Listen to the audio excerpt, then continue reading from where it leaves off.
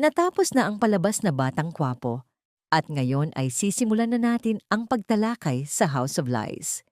Para sa mga nais manood, huwag kalimutang mag-subscribe sa aming Cinema Insight English channel at patuloy na suportahan kami.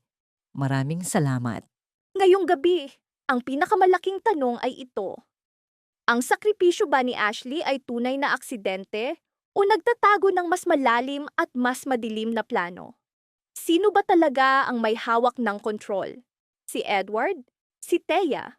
O si Ashley mismo? Ano ang nararamdaman ng isang ama kapag biglang gumuho ang kanyang mundo?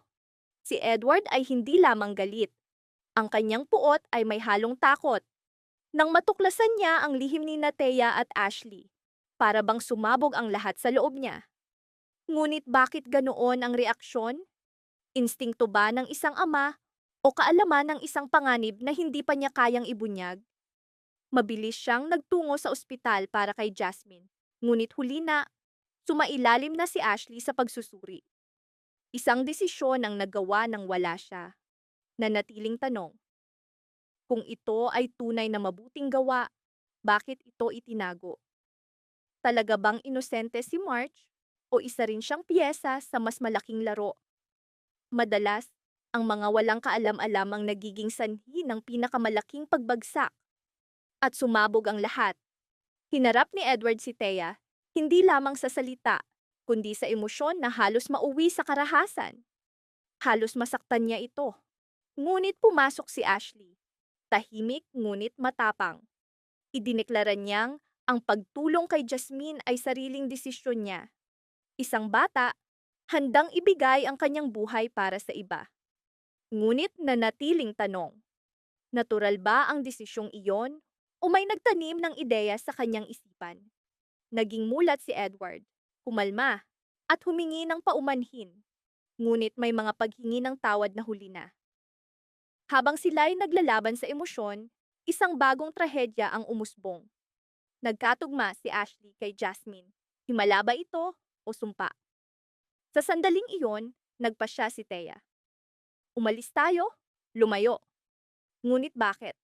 Upang mag-isip o upang takasan ang katotohanang hindi niya kayang harapin? Sa landas ng pagtakas, hindi niya napansin ang sasakyan sa unahan. At nagsimula ang isa na namang nakakatakot na kabanata. Isang segundo, iyon ang pagitan ng buhay at kamatayan. Sa iglap ng banggaan, nagsimula ang bangungot. Nang imulat ni Thea ang kanyang mga mata, dugo ang bumalot sa paligid, at si Ashley ay halos wala ng buhay, nakabitin sa gilid ng kamatayan. Malupit na ironiya. Ang batang nais magligtas ng iba, siya ngayon ang nangangailangan ng pagliligtas. Sa matinding takot, tinawagan ni Thea si Edward at bumaligtad ang lahat. Ang sumpang minsang binanggit ni Edward laban kay Jasmine, ngayoy tumama sa kanyang sariling anak. Ito ba'y karma o mas malalim na hustisyang hindi nakikita ng tao?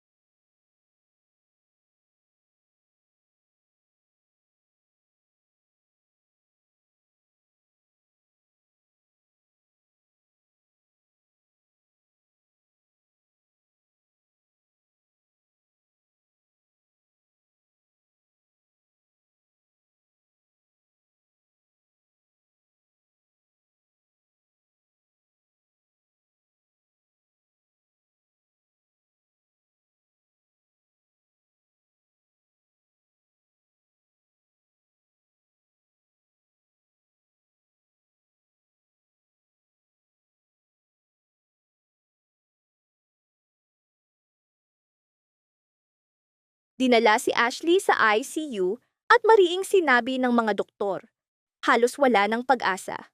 Ngunit dito, sumulpot ang pinakamapanganib na tanong. Aksidente ba talaga ang aksidente? Bakit nangyari ito sa mismong sandali ng pagtakas ni Thea? May nakamasid ba? Planado ba ito? Gumuho si Edward. Nalugmok si Thea sa kawalan. Sinisi niya sina March at Paulo. Ngunit hindi maitatanggi ang katotohanan. Hindi ba't siya mismo ang nagbigay ng pahintulot? Minsan, ang pinakamahirap na katotohanan ay tayo mismo ang sanhi ng sariling trahedya. Sumabog ang pamilya sa matinding pagtatalo, akusasyon, at pagbibintang. Sa gitna ng kaguluhan, nagkamalay si Ashley. Sa mahina at nanginginig na tinig, sinabi niya kay Edward, kung hindi siya makaliligtas, ibigay ang kanyang bone marrow kay Jasmine. Isipin, isang bata na nasa bingit ng kamatayan, iniisip pa rin ang buhay ng iba. Natural ba ito? O ito ba talaga ang kanyang tunay na plano mula pa sa simula? At huminto ang kanyang paghinga. Katahimikan, bigla, lubos. Bumagsak si Edward, tuluyang gumuho. Ngunit sa huli, laban sa kanyang sariling kalooban, tinupad niya ang huling kahilingan ng anak.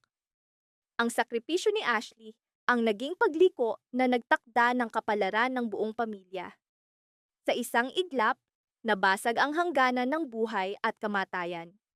Pagkatapos ng banggaan, nagsimula ang tunay na bangungot. Nang imulat ni Thea ang kanyang mga mata, dugo ang bumalot sa paligid, at si Ashley ay halos wala ng buhay, nakabitin sa gilid ng kamatayan. Malupit na ironiya, ang batang nais magligtas ng iba, siya ngayon ang nangangailangan ng pagliligtas. Sa matinding takot, tinawagan ni Thea si Edward at bumaligtad ang lahat. Ang sumpang minsang binanggit ni Edward laban kay Jasmine, ngayoy tumama sa kanyang sariling anak. Ito ba'y karma o mas malalim na hustisyang hindi nakikita ng tao? Dinala si Ashley sa ICU at mariing sinabi ng mga doktor, halos wala ng pag-asa. Ngunit dito sumulpot ang pinakamapanganib na tanong. Aksidente ba talaga ang aksidente? Bakit nangyari ito sa mismong sandali ng pagtakas ni Thea? May nakamasid ba? Planado ba ito? Gumuho si Edward. Nalugmok si Thea sa kawalan. Sinisi niya sina March at Paulo. Ngunit hindi maitatanggi ang katotohanan. Hindi ba't siya mismo ang nagbigay ng pahintulot? Minsan, ang pinakamahirap na katotohanan ay tayo mismo ang arkitekto ng sariling trahedya. Sumabog ang pamilya sa matinding pagtatalo, akusasyon, at pagbibintang. Sa gitna ng kaguluhan, nagkamalay si Ashley. Sa mahina at nanginginig na tinig, sinabi niya kay Edward, kung hindi siya makaliligtas, ibigay ang kanyang bone marrow kay Jasmine. Isipin, isang bata na nasa bingit ng kamatayan, iniisip pa rin ang buhay ng iba. Natural ba ito o ito ba talaga ang kanyang tunay na plano mula pa sa simula? At muling huminto ang kanyang paghinga. Katahimikan, bigla. Bumagsak si Edward, tuluyang wasak. Ngunit sa huli, laban sa kanyang sariling kalooban, tinupad niya ang huling kahilingan ng anak. Nabuhay si Jasmine sa pamamagitan ng sakripisyo ni Ashley. Ngunit isang bagong tanong ang isinilang, alam ba ni Ashley ang lahat mula pa sa simula? O kontrolado ang kanilang kapalaran ng mas malalim na puwersa? Ang katahimikan ng ospital ay tila nagtatago ng mga misteryong hindi nakikita. Nakatayo si Edward, walang luha sa kanyang mga mata. Paulit-ulit na binabalikan ni Thea ang banggaan sa kanyang isipan, ngunit hindi niya matanggap ang sisi. Tahimik si Paulo, at ang kanyang katahimikan ang pinakanakakatakot. Marahil alam na niya ang lahat mula pa noon. Dahan-dahang nabuhay si Jasmine sa pamamagitan ng marrow ni Ashley. Ngunit nanatiling tanong, ito ba'y tunay na kaligtasan o simula ng mas malaking trahedya? At nang muling imulat ni Jasmine ang kanyang mga mata, sumulpot ang pinakanakakakilabot na tanong. Siya pa rin ba ang parehong Jasmine o may bahagi na ni Ashley ang nabubuhay sa loob niya? Dugo, buhay, Alaala, hindi lamang Maraming salamat sa panonood ng buong video. Para mapanood ang susunod na episode explanation, huwag kalimutang mag-subscribe Cinema Insight English Channel.